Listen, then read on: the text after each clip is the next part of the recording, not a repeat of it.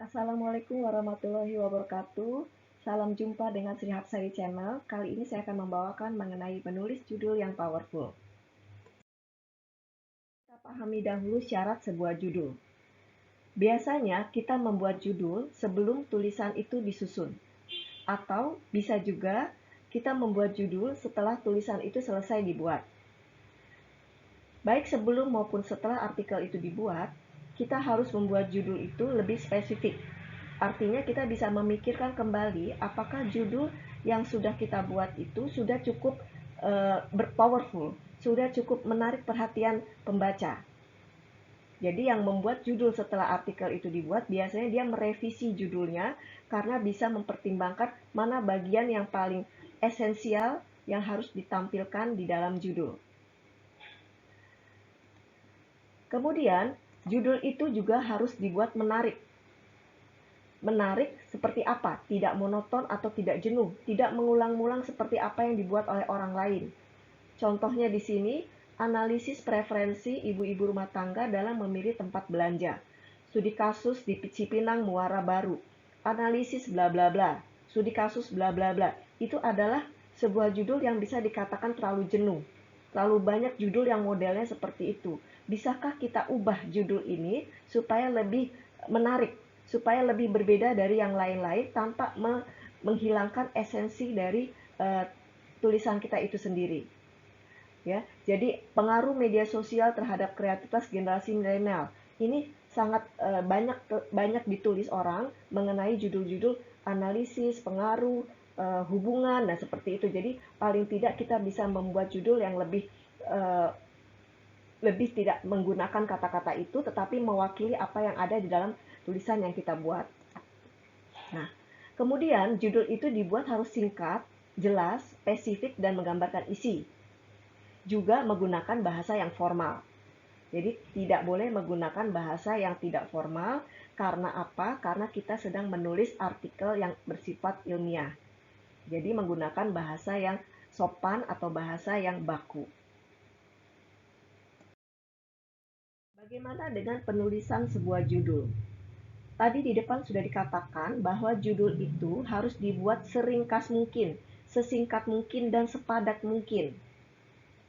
Jadi, untuk membuat judul seperti itu, kita harus perhatikan berapa kata yang harus kita cantumkan di dalam judul.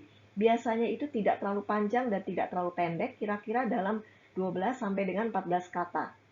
Kenapa tidak boleh terlalu panjang? Karena bisa jadi judul itu bertele-tele dan tidak mencerminkan isi yang sesungguhnya. Kemudian kalau terlalu pendek, bisa jadi isinya tidak tampil atau esensi dari artikel tersebut tidak muncul di dalam judul karena judul itu masih terlalu luas. Karena itu kita perlu perhatikan bahwa judul itu kira-kira apakah sudah menggambarkan apa yang akan kita bahas di bagian tulisan kita. Nah, dalam penulisannya, judul itu biasanya dicetak tebal dengan 14 poin besarnya. Ya, kalau jenis hurufnya mungkin bisa bermacam-macam. Dan bentuknya itu adalah frase atau kalimat tanya.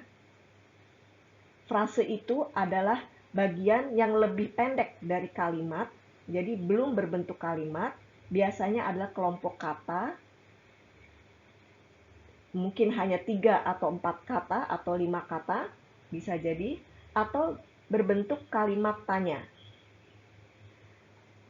Kemudian, judul itu juga ditulis dengan dua cara. Apakah seluruhnya kapital atau hanya awal katanya saja yang kapital?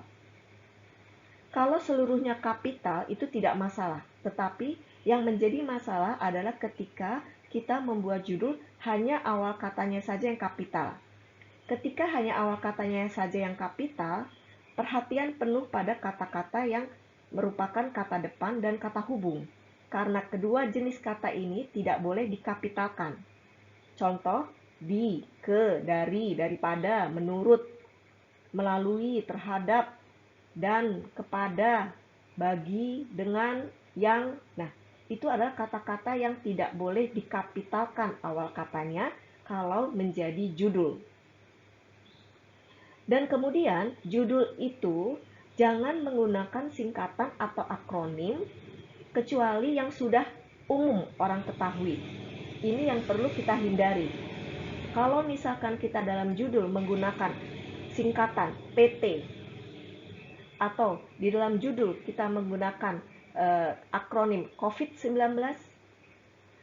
ASEAN, atau kita gunakan SMP, SMA, nah itu adalah kata-kata atau singkatan yang sudah umum. Jadi itu boleh muncul di dalam judul. Jangan gunakan singkatan atau akronim yang merupakan ciptaan kita sendiri.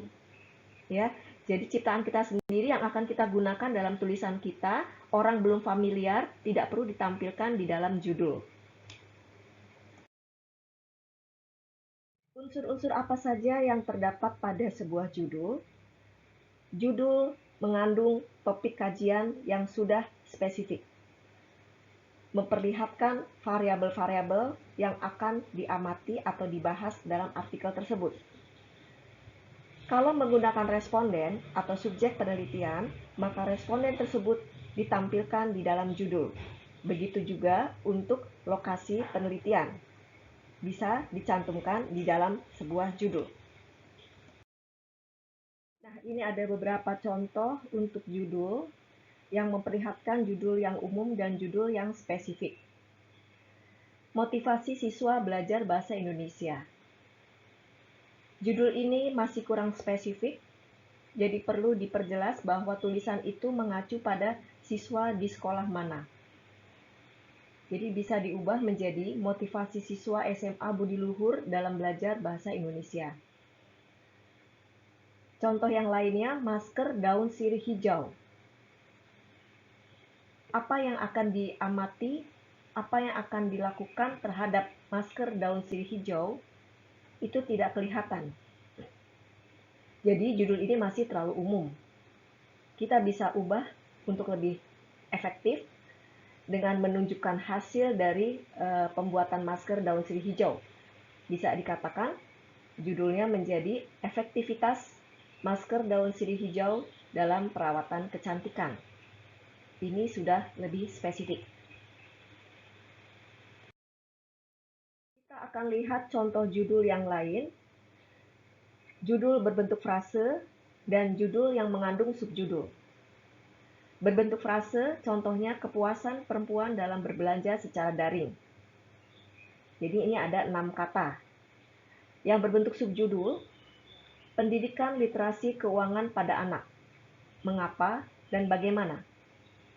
Pendidikan literasi keuangan pada anak merupakan judul utama, sedangkan mengapa dan bagaimana merupakan subjudul. Batas antara judul utama dengan subjudul ditandai dengan tanda baca titik 2. Kita bisa menggantikan titik 2 ini dengan tanda baca di dalam kurung. Selain judul dalam bentuk frase dan subjudul, kita bisa juga membuat judul dalam bentuk kalimat tanya atau campuran. Dalam kalimat tanya, kita bisa menggunakan kata-kata tanya, seperti mengapa, bagaimana, apakah. Contohnya di sini, bagaimana meningkatkan literasi baca tulis sejak dini? Atau contoh yang campuran antara kalimat tanya dan subjudul. Apakah pendidikan dasar di Indonesia terbelakang? Kalimat tanya, kemudian ditambahkan subjudul, kajian empiris. Jadi, penggunaan campuran ini pastinya ada maksud dari si penulis. Apakah pendidikan dasar di Indonesia terbelakang? Mungkin sampai di situ cukup. Tapi penulis akan menekankan bahwa apa yang diamatinya, apa yang disorotinya dalam tulisan tersebut betul-betul merupakan kajian empiris yang diperolehnya langsung di lapangan. Karena itu, dia menggunakan subjudul kajian empiris. Bagaimana seandainya judul itu menggunakan kata-kata asing? Seperti biasa, bahwa kata-kata asing itu perlu kita bedakan penulisannya dengan kata-kata dalam bahasa Indonesia. Jadi, kata-kata asing, baik itu bahasa Inggris ataupun bahasa yang lainnya, bahkan bahasa daerah sekalipun, itu harus kita cetak miring. Jadi contohnya di sini misalnya pembelajaran kompetensi non-teknis planning and organizing di Kementerian Keuangan. Judul tetap menggunakan awal katanya kapital, kemudian kalau dia ada kata sambung ya atau kata hubung, dia menjadi hurufnya kecil meskipun dia bukan dalam bahasa Indonesia. Contoh yang lainnya, the moves of Indonesian application letters. Ini juga dalam bahasa Inggris. Dari judulnya dalam bahasa Inggris, berarti artikelnya pun atau tulisannya pun itu dalam bahasa Inggris.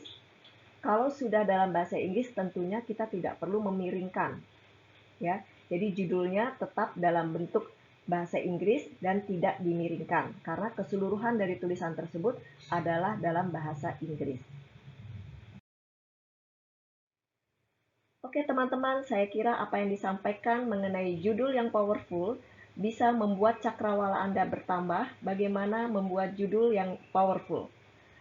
Saya undur diri, terima kasih, jangan lupa like, komen, dan subscribe. Wassalamualaikum warahmatullahi wabarakatuh.